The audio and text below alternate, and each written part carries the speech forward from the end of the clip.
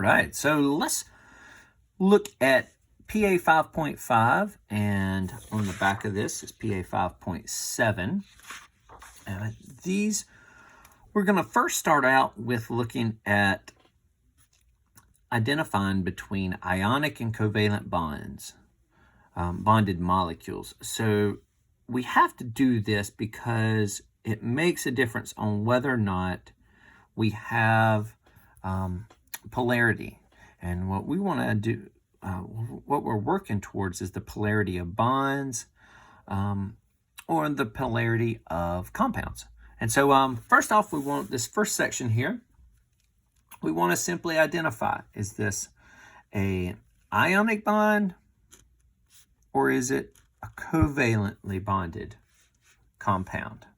Now, if we remember back, ionic compounds are when you have what things bonded together? That's a metal and a non-metal. And then covalent is when you have what bonded? That's two non-metals. Correct. All right, so that's what we're going to look for. We'll simply abbreviate. We'll use an I for ionic and a C for covalent for each one of these.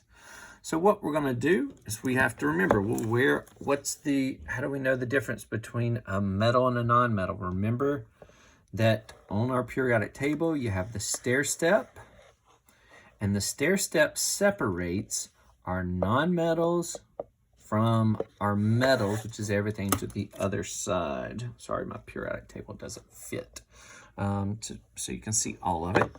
But so we want to simply identify where is there a metal in here? Then if there's a metal, then it's got to be ionic. If it's all non-metals, then it's covalent. All right, so we'll start off with CaCl2. We see Ca is located on the left side of the periodic table. And since it's located on the left side here, group number 2, then we know that that's a metal. So that's a metal, and chlorine's a non-metal. It's over on the right side. So we know that that has to be ionic. CO2, C, carbon, is in group number 14, which is to the right of the stair step. Oxygen's also to the right, so they're both non-metals. So that's covalent. All right. Now, we'll go ahead and do water here. H, which is hydrogen, is on the left side of the stair step, but remember that it floats up above the periodic table because it kind of fits on different sides for different properties. And so with metal and non-metal property or grouping, the hydrogen is actually a non-metal, so it fits over on the right side. For this, so it's a non-metal. Oxygen's a non-metal, so that's covalent bond. All right, and so you'll go through and just label each one as ionic or covalent based on whether it's a metal and a non-metal or two non-metals. Now, we also know, as we look at polarity here, that when you have covalent bonds, they can either be polar covalent or non-polar covalent. Non-polar covalent are when you have electronegativities of the two nonmetals that are so close together that they reasonably share equally the electrons between the two nonmetals. But most of the time that does not occur, and so you have a good difference between the two nonmetals, which in numbers it's actually, by looking at electronegativity numbers, it's 0.3. It's below 0.3 is when you have a nonpolar bond. But for us, in the basic intro to chemistry, we just want to identify if you have two different nonmetals, any two different nonmetals, we'll identify those as polar. But if you have two of the same nonmetals bonded together, then we'll consider those as the only nonpolar covalent bonds. So if we go back up here, since this is covalent, it's which type of covalent? Well, there's two different elements, so that's a polar. All right, and we can just abbreviate that as P. And then H and O, again, two different, so that's polar covalent. And you'll see we don't actually have any what are called diatomics, which is when two of the same nonmetals bond together. That would be like O2, or if it was just O2, that would be covalent, but it would be nonpolar, or N2, be any of the 7 diatomics, remember. Okay, so let's move on down and look at how do we identify the polarity of a bond. And so here we have carbon bonded with oxygen and carbon bonded with nitrogen. First off, we want to show polarity of a bond. So this is going to show the polarity of a bond. And so specifically, these are covalent bonds, and they are polar covalent bonds because they're different, two different elements, two different nonmetals, to be specific.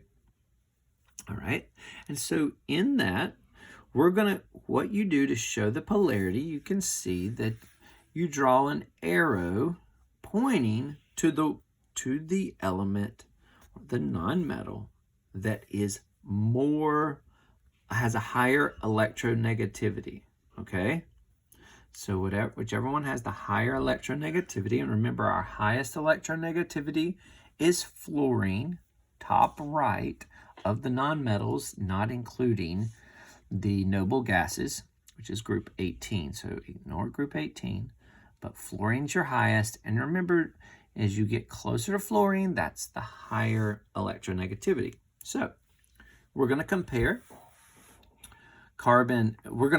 oxygen and nitrogen in a minute. First, actually, let's just do how do we show which one's higher at carbon and oxygen. So we look, carbon, oxygen. Oxygen's obviously closer to fluorine.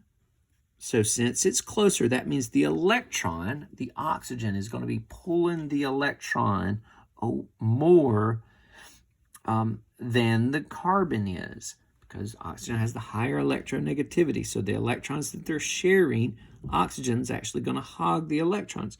So what we do is we simply draw an arrow.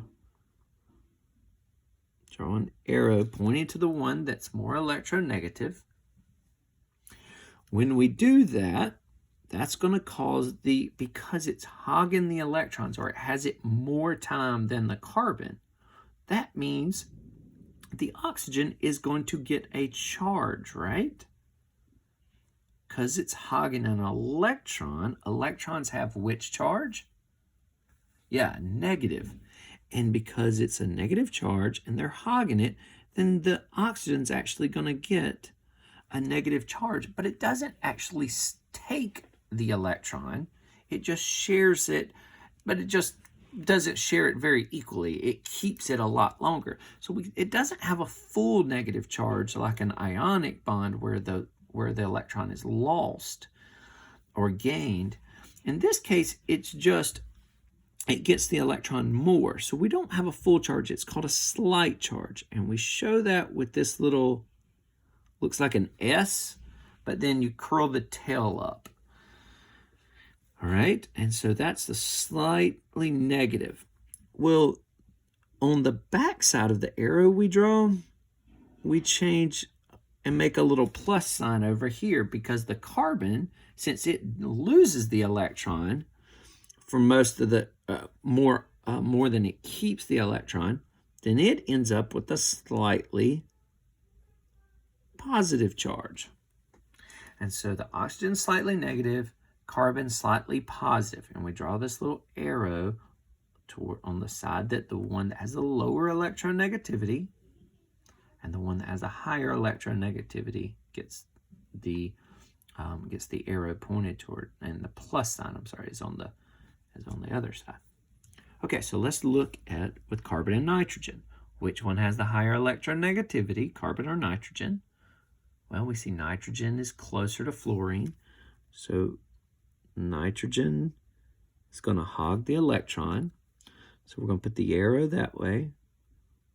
We're going to change the backside to a plus. That plus is telling you this is going to be the slightly positive. Therefore, the nitrogen is going to be the slightly negative. Cool. All right.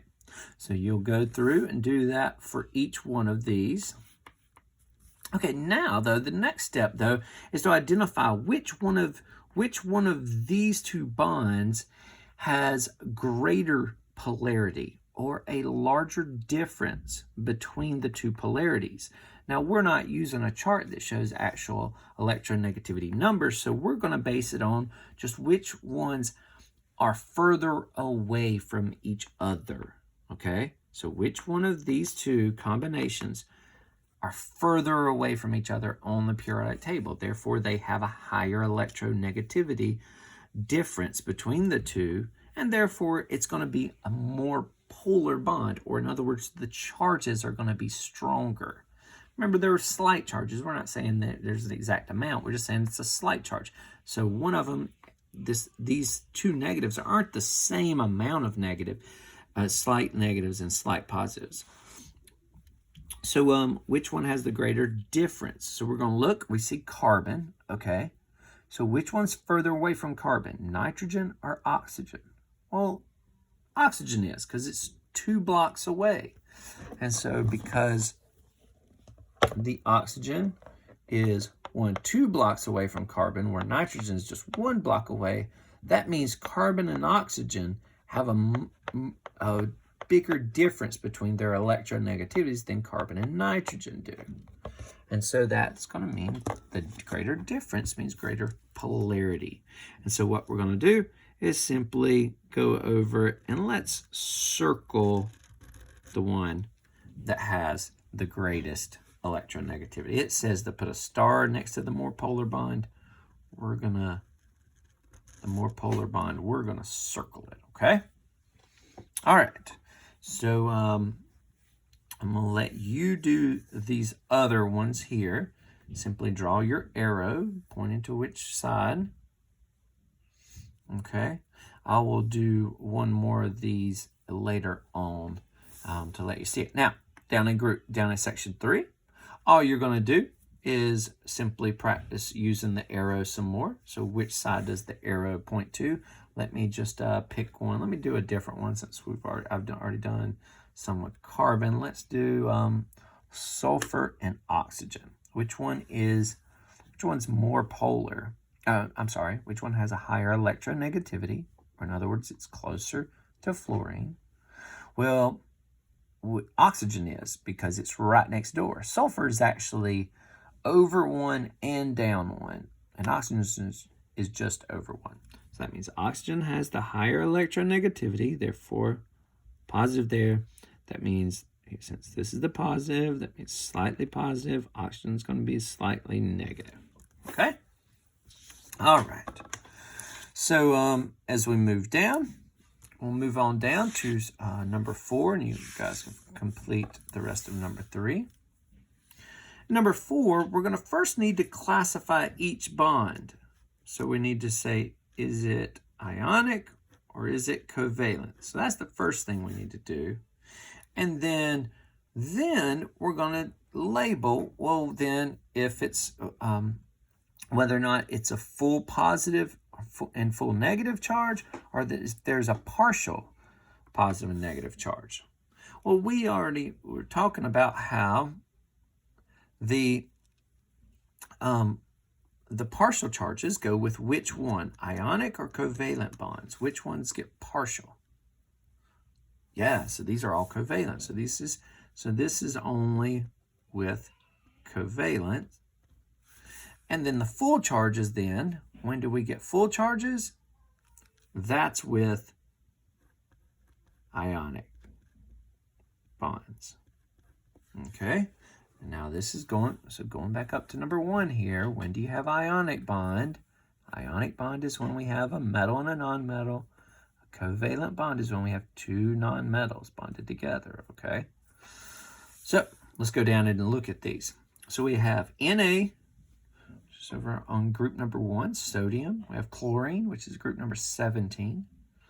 So that means we have a metal and a nonmetal. Metal and a nonmetal make which type of bond? An ionic. Good job. So we're going to label which type over here. So we're going to put our ionic. That's an ionic bond. So then if it's ionic, which type of charges do we have? Full charges or partial charges? Well, ionic is full charges. So the full charge, which one gets the electron and which one loses an electron? Well, we know sodium is in group 1. Group 1 has one valence electron. It's going to lose it to the chlorine. Chlorine is going to gain the electron. So if it gains an electron, that means it's going to become negative. And sodium becomes positive because it lost it. So these are full charges. All right, so that's how we'll show that. Good job. Okay, let's go down. Let you do the next one, which is with Mg and H. And so I'm going down to the C. C, it has C and O. And so we know that is a nonmetal carbon, group 14. Nonmetal, nonmetal. So we know this is covalent bond. If it's a covalent bond, then we have to look and go, okay, what's the polarity of it? Which one's closer to F? Yeah, oxygen is, so it's going to get the arrow. That means carbon's going to get the plus. So this is the slightly positive, slightly negative. Okay, so the partial or slight, what we call slight charge. All right, if you go over to F, oops, make sure you can see everything there.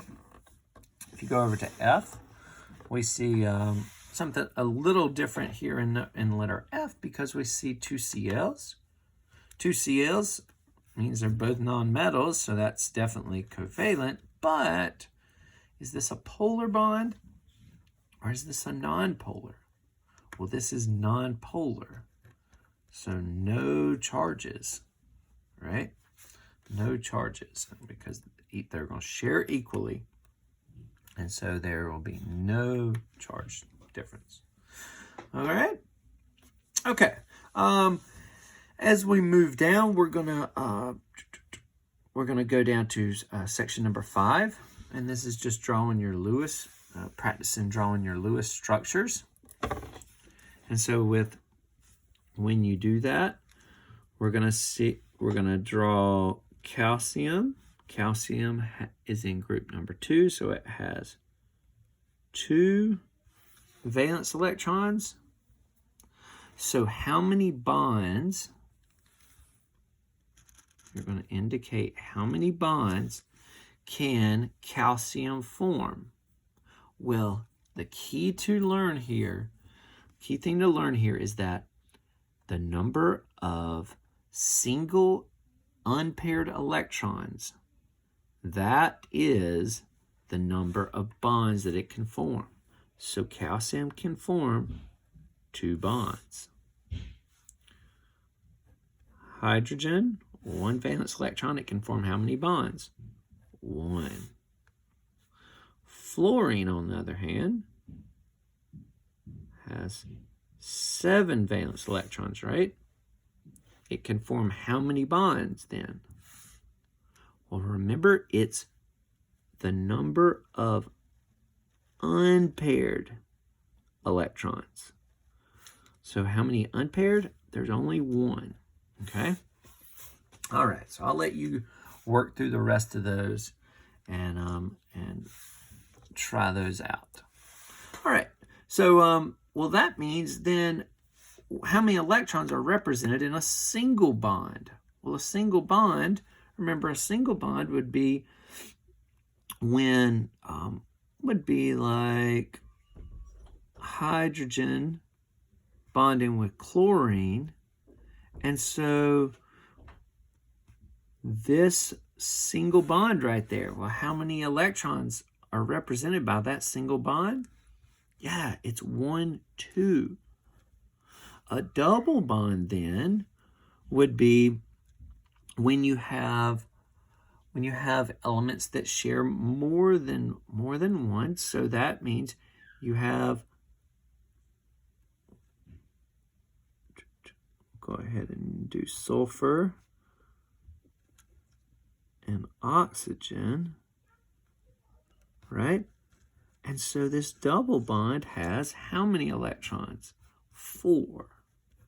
And therefore a triple bond will have 6, okay? So just to point out to you, triple bond would be like nitrogen bonding with nitrogen. 1, 2, 3, 4, and then 5, 6. Triple bond is triple bond represents 6 different electrons, okay? All right, good deal. So I'm going to stop there, and then we'll pick up the polarity of molecules next, okay?